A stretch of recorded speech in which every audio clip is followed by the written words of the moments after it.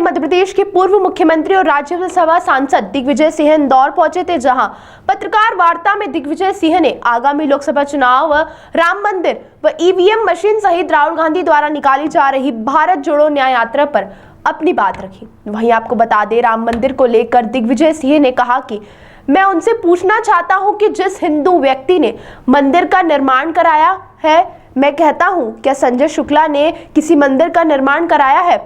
वहीं राम मंदिर प्राण प्रतिष्ठा को लेकर दिग्विजय सिंह ने कहा कि अपूर्ण मंदिर के प्राण प्रतिष्ठा करना यह सनातन धर्म की परंपरा के विपरीत है। वहीं दिग्विजय सिंह ने कहा कि और यदि ऐसा होता है तो यह विनाश के लक्षण है। मंदिर का निर्माण जब तक पूरा न हो जाए, जब तक ध्वज और कलश न चढ़ जाए, तब तक स्थापना नहीं हो सकती है। लेकिन प्रधानमंत्री नरेंद्र मोदी ने केवल भगवान राम के मंदिर के निर्माण का एक बहाना बनाया है। दिग्विजय सिंह ने कहा कि राम मंदिर निर्माण में सभी ने चंदा दिया था, जिसमें मैंने भी चंदा दिया था। अदालत के फैसले के बाद हम सभी ने स्वीकार करते हुए चंदा दिया, लेकिन प्रधानमंत्री नरेंद्र मोदी ने इसे पॉलिटिकल इशू बना दिया। राम मंदिर को राजनीति से अलग करने की जरूरत है। दिग्विजय सिंह ने कहा कि मंदिर निर्माण के लिए देश के पूर्व प्रधानमंत्री नरसिम्हा राव ने, चारों शंकराचार्य ने और रामानंद संप्रदाय के रामायण न्यास का गठन किया गया, उनसे निर्माण करना चाहिए था। निर्मोही अखाड़ा, जो कि कई सदियों से सेवा करता रहा है, हनुमानगढ़ी में उनको मंदिर से बिल्कुल अलग कर दिया और उनकी जगह विश्व हिंदू परिषद को लेकर आ गए दिग्विजय। वहीं कांग्रेस के पूर्व प्रदेश अध्यक्ष सुरेश पचौरी व कांग्रेस विधायक द्वारा कांग्रेस छोड़ भाजपा का दामन थामने पर दिग्विजय सिंह ने कहा कि वह एक जो कांग्रेस की विचारधारा से जुड़े हुए हैं, जिन्होंने राजनीति में प्रवेश किया है, वह सोच समझकर विचारधारा के लिए किया है। इस देश में 3 विचारधारा है, एक कम्युनिस्ट की, गांधी नेहरू की, सांप्रदायिक सद्भाव और भारतीय संविधान की जो मूल आधार है उस पर जिनका विश्वास है, और तीसरी विचारधारा है संघ के। अब जो लोग छोड़कर जा रहे हैं, मुझे लगता नहीं है कि कोई विचारधारा की बात होगी। यदि विचारधारा की बात होती तो कांग्रेस में आए क्यों थे और कांग्रेस से चुनाव लड़े क्यों थे?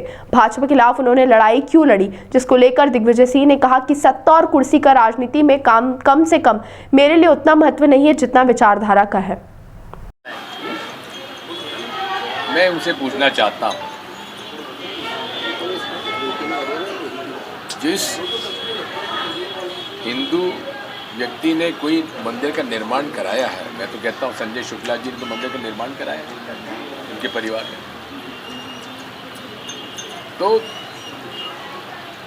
अपूर्ण मंदिर के प्राण प्रतिष्ठा करना ये सनातन धर्म की परंपराओं के विपरीत है, और ये अगर होता है तो एक विनाश के लक्षण है। मंदिर का निर्माण जब तक पूरा ना हो जाए, जब तक कलश ना चढ़ जाए, ध्वजा ना चढ़ जाए, तब तक स्थापना नहीं हो सकती। मोदी जी ने केवल भगवान राम के मंदिर के निर्माण का एक बहाना बनाया। अरे उसमें चंदा हम सब ने दिया, कौन ने नहीं दिया? हमने भी चंदा दिया उसके अंदर। अदालत के फैसले के बाद हम सब लोगों ने स्वीकार किया, लेकिन उसको पॉलिटिकल इवेंट बनाने की क्या जरूरत थी? तो राजनीति से अलग रखने की आवश्यकता थी। मंदिर के निर्माण के लिए नरसिम्हा राव जी ने चारों शंकराचार्य और रामानंदी संप्रदाय के रामनरेशाचार्य जी को लेकर एक रामालय न्यास का गठन किया, उससे निर्माण कराना चाहिए था।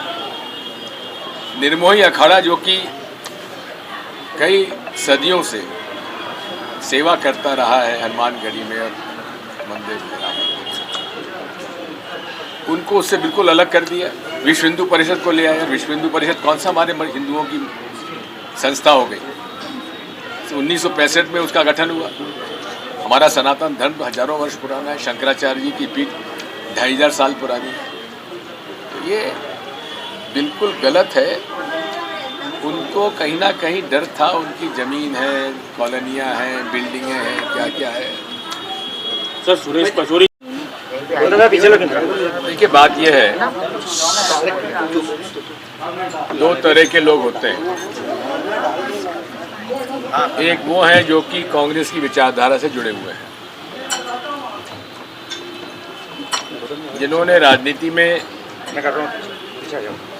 प्रवेश जो किया है वो सोच समझ के विचारधारा के लिए किया है।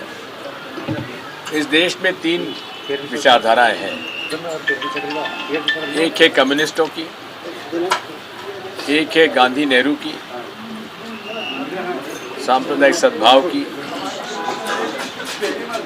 और भारतीय संविधान की जो मूल का जो आधार है उस पर जिनका विश्वास है। तीसरी विचारधारा है संघ की। अब जो लोग छोड़ के जा रहे हैं, मुझे नहीं लगता कोई विचारधारा की बात है, और विचारधारा की अगर बात ही तो कांग्रेस में आए क्यों, कांग्रेस से चुनाव लड़े क्यों, भाजपा के खिलाफ उन्होंने लड़ाई क्यों लड़ी। तो ये सत्ता और कुर्सी का राजनीति में कम से कम मेरे लिए तो उतना महत्व तो नहीं है जितना कि विचारधारा का। मैं सन 71 में कांग्रेस में आया और सोच समझ के आया। जनसंघ मुझे चाहती थी मैं उनके साथ जाऊं, आरएसएस के लोग चाहते थे मैं उनके साथ जाऊं, लेकिन मैंने कांग्रेस का रास्ता चुना और जीवन भर उसके लिए लड़ाई लड़ी। 77 में भी लोग कहते थे कांग्रेस समाप्त हो जाएगी, मैं उस समय चुनाव लड़ा और जीत कर आए। यहाँ से जगदीश शर्मा जीते थे, सुरेश सेठ जीते थे। ऐसा नहीं है, कांग्रेस पार्टी जन जन में है। नेता जा सकते हैं, लेकिन कांग्रेस का जो नजर आता है नीतीश कुमार भी उधर चले गए, फिर इंडिया अलायंस में भी दिक्कतें चालू हो गई। तो मुख्य कारण क्या है? क्योंकि चुनाव आने वाले समय में कुर्सी, बिना कुर्सी के नहीं रह सकते ये लोग। लोकसभा चुनाव में कांग्रेस किसके चेहरे पर जाएगी मध्य विधायकबाजी हो रहे प्रदेश? हैं। लोकसभा चुनाव में कांग्रेस किसके चेहरे पर जाएगी मध्य प्रदेश? हमारे पास चेहरों की कमी नहीं है। सर बीजेपी महिला लाने की तैयारी कर रही है। बीजेपी जो है इंदौर में महिला चेहरा लाने की तैयारी कर रही है। सेंट्रल क्या गवर्नमेंट के आपके मिनिस्टर की भी जानकारी चली आ रही है, नाम चल रहा है कि कोई सेंट्रल मिनिस्टर भी यहाँ से चुनाव लड़ सकता है इंदौर से। तो ऐसी क्या कोई अभी कोई महिला गांधी जी का टिकट कट रहा है क्या? दिल्ली में जो शर्मनाक घटना हुई कल, नमाजियों को लात मारने, उसको किस तरह से देखते हैं? बात यह है, किसी भी व्यक्ति को अपने धर्म का पालन करते हुए उसे रोक टोक नहीं करना चाहिए। भाई उसको मना करना था, मना पहले कर देते या बाद में कर देते, लेकिन जिस तरह से जो बर्ताव किया गया है वो ठीक नहीं। सर वल्लभ भवन में आज फिर एक बार आग लगी है। अब यही तो मुसीबत है, हर साल आग लग रही है। मेरे कार्यकाल में एक आग नहीं लगी। अब हर साल कभी सतपुड़ा में लग जाती, कभी वल्लभ भवन में लग जाती, फिर विंध्याचल में लग जाती है। पूरे तरीके से भ्रष्टाचार के प्रमाणों को नष्ट किया जा रहा है। आज तक हमें नहीं मालूम कि वहाँ फाइलें कौन सी जली, क्यों जली, कैसे जली। हर बार कहते हैं जांच हो रही है, जांच का प्रतिवेदन सामने आना चाहिए, वो क्यों नहीं बताते? सर वायनाड से जब